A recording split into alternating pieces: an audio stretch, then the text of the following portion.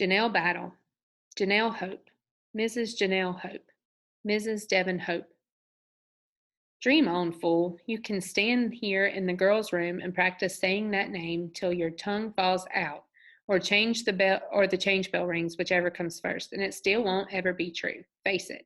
Devon is Denzel Washington, and you are Thighs Are Us. I can hear Lupe now. Stop putting yourself down. You have a very pretty face. Besides, you have a lot more going for you. Yeah, well, I guess that's true. I mean, I am smart and funny, and I know I'm a good person.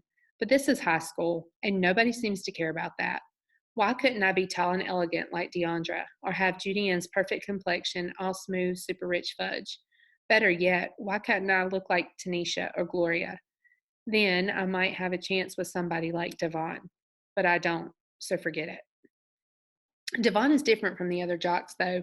How many guys do you know read Claude McKay for fun? Seems like every time I go to the library, I catch him squeezed into a corner like he's got something to hide. He smiled at me last time I saw him there. That's something, isn't it? He didn't have to smile, even if I did smile and wave first.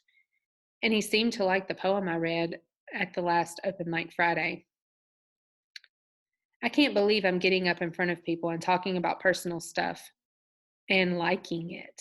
I'm saying things that I would never tell anybody usually, but I don't know. There's something about reading poetry. It's almost like acting. The room is kind of set up like a stage anyway. Mr. Ward turns most of the lights out, and we stand in a spot in front of the video camera. Once he switches it on, it's like you become somebody else, and you can say anything as long as it's in a poem.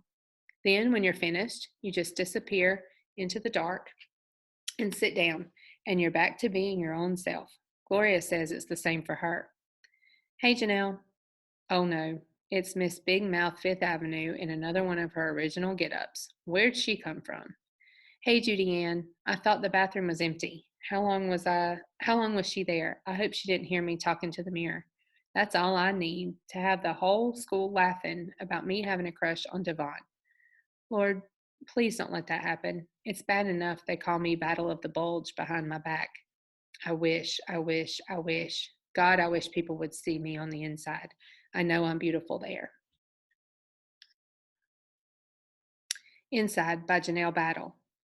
Daily, I notice you frown at my thick casing, feel you poke me with the sharp tip of your booted words.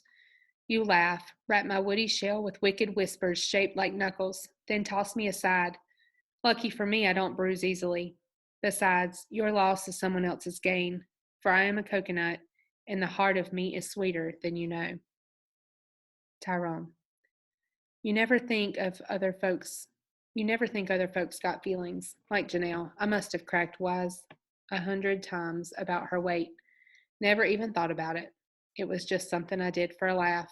Listening to her now, it don't seem all that funny.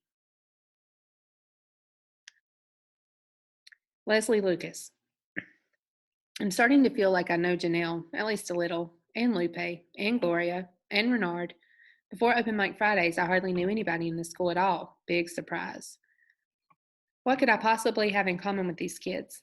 I must have asked myself that question a million times a day when I moved here. I'm white, they're black and Hispanic. I grew up in Westchester County. They grew up in New York City. I like Sheryl Crow. They like Lauryn Hill. Except for Renard and Devon, who are into jazz. It's like we come from two different planets. But hey, it's not my fault. I didn't choose to be here. If it weren't for Mom up and dying on me, I'd still be back in Austining with my friends. I miss my friends.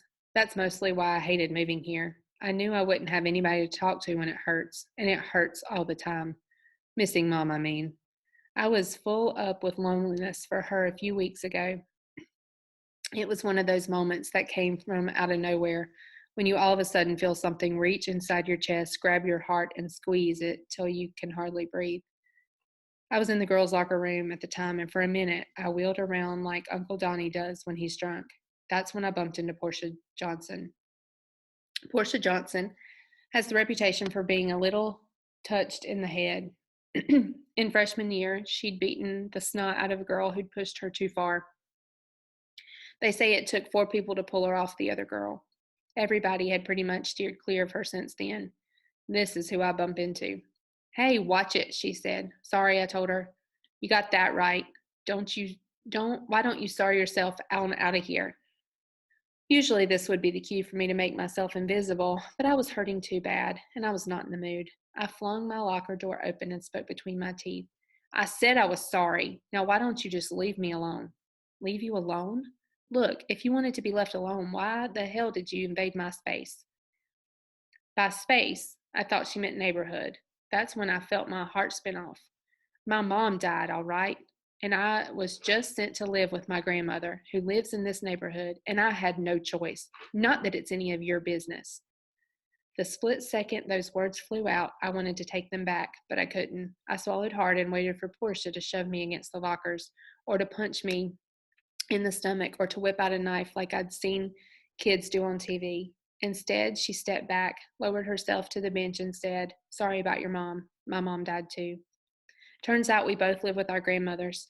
For a long time, she put off telling me what her mom died from. My mom died of cancer, which was no big secret, but hers died from a drug overdose. Portia thought that would make a difference, but when I found out, I told her it made no difference at all. Dead is dead, and lonely is lonely, and they both stink. All that matters, I told her, is that we're friends, and we are. I'm lucky. I was on my way to being like Amy Moskowitz, the one girl in class almost nobody knows anything about. She cuts herself off, hardly ever speaks or lets anyone in. She seems to be happy by herself, but I need to hear somebody's voice besides my own. I'm not as strong as she is, and I know, and now I don't have to pretend that I am. Open Mic Fridays help. We kind of have our own little clique now. The whole school knows who we are, that we're the poets. It's weird. For the first time in my life, I'm part of a group that's cool. Who would believe it? Last month, Mr. Ward gave our class an assignment to write a poem about what frightens us most in honor of Halloween.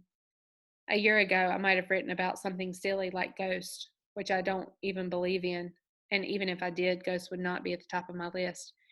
The scariest thing I can think of now is being all alone in the world. Common Ground by Leslie Lucas. On the dark side of the moon, where death comes sooner than expected, at the edge of heartbreak, we both take a leap into the unknown. At the center of loneliness, we dip into a pool of tears and thrash around, desperate not to drown.